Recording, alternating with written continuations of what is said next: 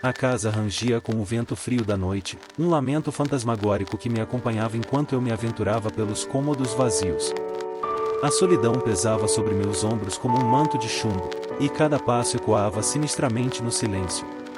Meus pais viajaram a negócios, me deixando sozinho aos meus 16 anos. A princípio, a ideia de ter a casa toda para mim era empolgante. Imaginei noites de jogos e filmes, devorando pizzas sem ter que ouvir broncas. Mas a realidade era bem diferente. Um terror crescente me consumia. Sentia como se estivesse sendo observado, cada movimento vigiado por olhos invisíveis. Sombras dançavam nas paredes, e os sons da casa, antes familiares, se tornavam sussurros macabros. Naquela noite, o pesadelo se tornou realidade. Um vulto sinistro se materializou no corredor, uma forma humanoide alta e esguia, com membros longilíneos que se dobravam em ângulos impossíveis. Seus olhos eram duas fendas negras, que brilhavam com uma luz sobrenatural. Eu me congelei, paralisado pelo medo, incapaz de mover um único músculo. A criatura avançou lentamente, arrastando seus pés descalços pelo chão de madeira.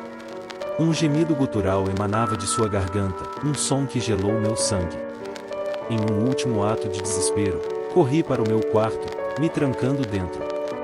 Ofegante, encostei-me na porta, meu coração batendo descompassado. Do outro lado, a criatura arranhava a madeira com suas garras afiadas, urrando de frustração. A noite se arrastou como uma eternidade. Eu me acomodei no chão, tremendo de frio e medo, enquanto a criatura continuava sua vigília macabra. Ao amanhecer, o vulto finalmente se dissolveu, deixando apenas um rastro de terror em seu rastro. Eu me levantei, cambaleando, e abri a porta com cautela. A casa estava vazia, como se a noite anterior tivesse sido apenas um pesadelo terrível. Mas eu sabia que não era. A criatura era real, e eu a vi com meus próprios olhos. O que era, e de onde veio, eu nunca saberia. Mas uma coisa era certa, e jamais esqueceria a noite em que me vi sozinho em casa, face a face com horror. O que mais me aterroriza até hoje não é a forma bizarra da criatura, mas a sensação de que ela ainda está lá fora, em algum lugar, esperando a próxima oportunidade para me atacar. A cada noite, quando as luzes se apagam e a casa se torna um labirinto de sombras, o medo volta a me consumir.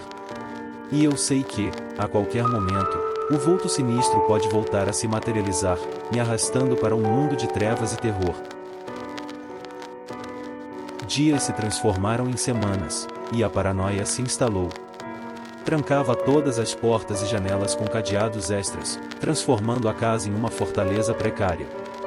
Qualquer barulho noturno me fazia pular da cama, o coração martelando contra as costelas. Comecei a ter alucinações. Via vultos se esgueirando pelos cantos do olho, ouvia sussurros em línguas estranhas vindos de trás das paredes.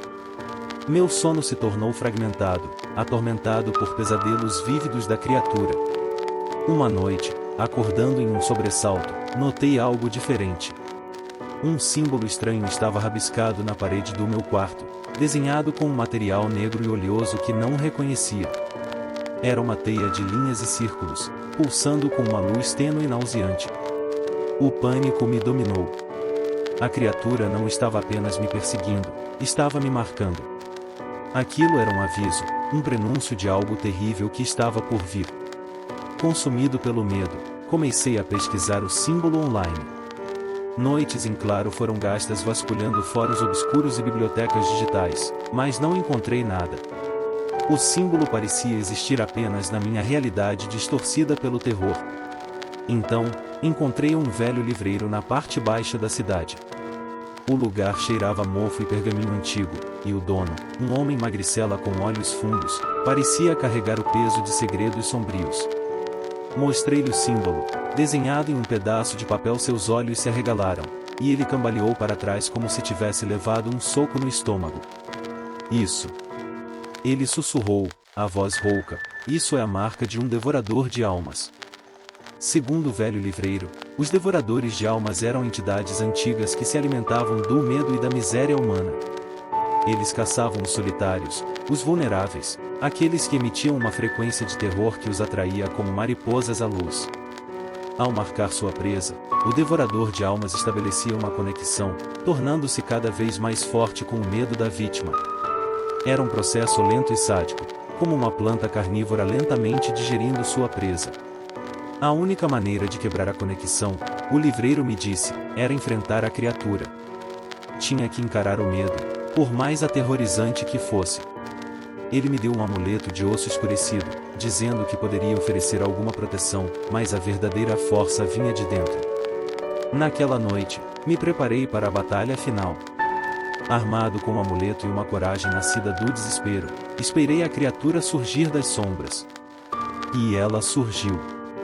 O vulto se materializou no meu quarto, a forma bizarra ainda mais grotesca do que antes. Mas desta vez, eu não corri. Respirei fundo, fechei os olhos e gritei.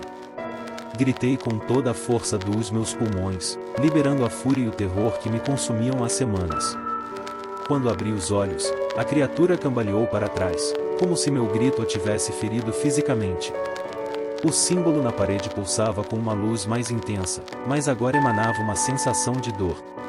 Continuei gritando, canalizando todo o meu medo em fúria. A criatura guinchou, um som agudo e ensurdecedor, e lentamente começou a se dissolver. O símbolo na parede ficou negro como carvão, depois se desfez em pedaços. Quando o silêncio finalmente voltou, eu desabei no chão, exaurido e tremendo. A criatura se foi, pelo menos por enquanto. Mas eu sabia que a experiência me mudará para sempre. Nunca mais serei o mesmo. Agora carrego dentro de mim o peso do terror e o conhecimento de que existem coisas horríveis que se escondem nas sombras, esperando para devorar os solitários e os vulneráveis. O alívio foi passageiro. Sim, a criatura se fora, o símbolo desaparecera, mas a paranoia permaneceu como uma sombra grudada em mim. Pus o amuleto no bolso, um frágil lembrete da minha vitória precária. Dias se tornaram semanas, e a quietude da casa nunca mais me pareceu segura. Cada farfalhar, cada render do soalho, me fazia saltar. Mas o que me perturbava mais era a sensação de estar sendo observado. Certa manhã, ao preparar o café, senti um calafrio percorrer minha espinha. Virei-me lentamente para a janela da cozinha e, por um breve instante, juro ter visto um vulto distorcido refletido no vidro. Mas quando meu olhar focou, a imagem desapareceu. Deixei a xícara cair, o líquido quente se espalhando pelo chão. Respirei fundo, tentando me convencer de que era apenas reflexo da luz, um truque da minha mente traumatizada. Olhei novamente para a janela, forçando a vista. E então vi o símbolo, não na parede, mas discretamente riscado no canto inferior do vidro, quase imperceptível. Mas o que me gelou o sangue não foi o símbolo em si, mas o que estava escrito logo abaixo, em letras minúsculas e distorcidas: "Da próxima vez, será por dentro."